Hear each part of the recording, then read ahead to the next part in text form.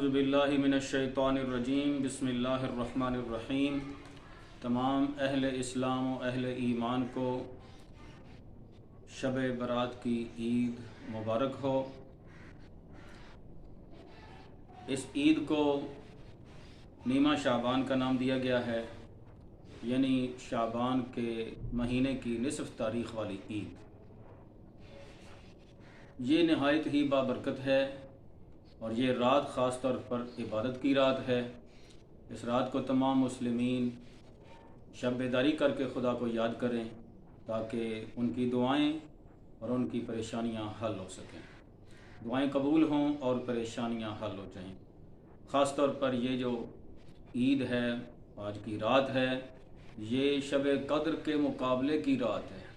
اس میں اپنے مرحومین کو بھی یاد رکھیں اور اپنے رشتہ داروں کو بھی دعاؤں میں یاد رکھیں۔ تو میں چند ایک اعمال جو ہیں اس نیمہ شعبان کے، ان کے حوالے سے آپ کی خدمت میں حاضر ہوا ہوں مدرسہ نہج الاسلام کی طرف سے۔ تو سب سے پہلا عمل جو ہے وہ غسل ہے، جو کہ غروب آفتاب کے قریب ہی ہونا چاہیے، اور اس کے بعد جو عمل ہے بہترین وہ زیارت امام حسین ہے، اور زیارت امام حسین میں سے سب سے بہتر زیارت عاشورہ ہے، جس کے ساتھ دعائے علقمہ بھی پڑھی جائے تو سونے پہ سہاگا ہے۔ اس کے بعد اس رات کو ایک دعا ہے کہ جس دعا کے بارے میں کہا گیا ہے کہ جو یہ دعا اس رات کو پڑھتا ہے وہ ایسے ہے جس نے مولا امام زمانہ کی زیارت کی ہے زمانہ غیبت میں۔ دعا جو ہے وہ مفاتیح الجنان میں موجود ہے، آپ ملاحظہ فرما سکتے ہیں۔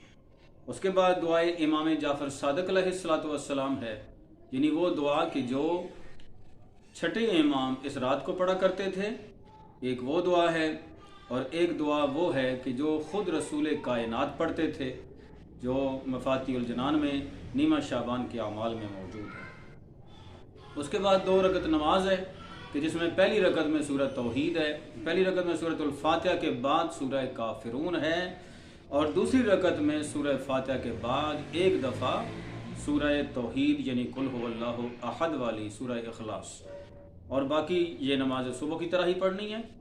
اس کے بعد دعائے امام جعفر صادق علیہ السلام ہے ان دونوں رکعتوں کے بعد، یہ علیحدہ سے دعا ہے اور پہلی دعا جو ہے وہ الگ سے ہے۔ اس کے بعد نیمہ شعبان کی دعا بالخصوص ہے کہ جو مفاتیح الجنان میں لکھی گئی ہے، یہ بہت ہی پرمغز دعا ہے اور اس میں بہت زیادہ مطالب اور بہت زیادہ دعائیں نقل ہوئی ہیں اس میں، تو یہ بہت سی دعاؤں کا مجموعہ ہے۔ اس کو ضرور پڑھیے گا اور اس کے جو فیوز و برکات ہیں اس سے فیضیاب ہوئیے گا۔ اس کے بعد دعائے رسول کائنات ہے، لیکن یہ وہ دعا ہے جو رسول پاک اس رات کو سجدہ کی حالت میں پڑھتے تھے، لہٰذا الہی سجدت لک والی دعا جو ہے وہ ضرور پڑھیے، کیونکہ سجدے میں دعا قبول ہونے کا مقام ہے اور بہت ہی اس حالت میں دعا کی گئی جو ہے وہ کبھی رد نہیں ہوئی، بہت ہی مجرب ہے۔ اس کے بعد 4 رکعت نماز ہے کہ جو 2 کر کے پڑھنی ہے، اور ہر رکعت میں سورۃ الفاتحہ کے بعد 100 دفعہ کل شریف پڑھنا ہے۔